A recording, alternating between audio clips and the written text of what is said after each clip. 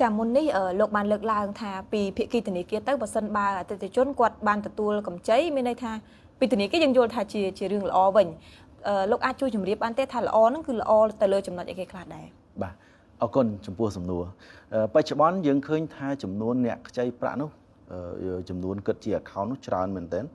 ច្រើនដល់14លាន account ដែលទៅតាមរបាយការណ៍របស់ CBC ជារួមចំពោះអ្នកដែលទទួលបានប្រាក់កម្ចីពីស្ថាប័នធនាគារដែលខ្ញុំពីទស្សនចក្ខុវិស័យឬក៏គំនិតពីផ្នែក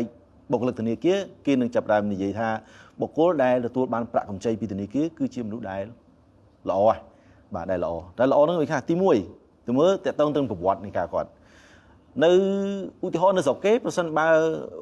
ឈ្មោះគាត់នឹងអត់មាននៅក្នុង Credit Bureau ប្រព័ន្ធចែកចាយព័ត៌មានឥណទានហ្នឹងបើអត់មានឈ្មោះហ្នឹងទេគេ consider ថាគាត់ហ្នឹងឬក៏គេអាចចាត់ទុកថាគាត់ហ្នឹងមិនមានប្រភពច្បាស់លាស់ព័ត៌មានច្បាស់លាស់ពីអតិថិជនហ្នឹងឯងប៉ុន្តែបើសិនជាគាត់មានឈ្មោះនៅក្នុងប្រព័ន្ធចែកចាយព័ត៌មានឥណទានហ្នឹងគេនឹងដឹងប្រវត្តិរបស់គាត់អញ្ចឹងនៅស្រុកខ្មែរយើងក៏ដូចគ្នាក្នុងប្រទេសកម្ពុជាយើងមាន CBC CBC គេ Bureau Cambodia ហ្នឹងគេជាប្រព័ន្ធមួយដែលចែកចាយព័ត៌មានអតិថិជនហើយប្រសិនបើអតិថិជនគាត់ជាប់នៅក្នុងឈ្មោះនៅក្នុង record នៅក្នុង CBC ហ្នឹងកត់ត្រាថាគាត់មានប្រវត្តិល្អនេះនៅក្នុងប្រព័ន្ធ CBC ហ្នឹងជាអតិថិជនដែលមានគេហៅថា credit ល្អភាសាសាមញ្ញដែលជាអ្នកធនាគារថាគាត់ credit ល្អគាត់អត់ដែលមានបញ្ហាសងយឺតយ៉ាវជាប់នៅក្នុង CBC ហ្នឹងឯងបាទអញ្ចឹងខ្ញុំគិតថាអ្នកដែលគាត់ខ្ចីបានពីធនាគារដែលមានអាជ្ញាប័ណ្ណត្រឹមត្រូវស្របច្បាប់ហ្នឹងយោងទៅតាមប្រវត្តិរបស់គាត់ខ្ញុំគិតថាគាត់ខ្ចីបានហ្នឹងគឺគាត់អ្នកដែលមានប្រវត្តិល្អហ្នឹងទី1គាត់អាចយកខ្ចីបានស្ថាប័នដែលមានសុវត្ថិភាពមានច្បាប់អនុញ្ញាតត្រឹមត្រូវ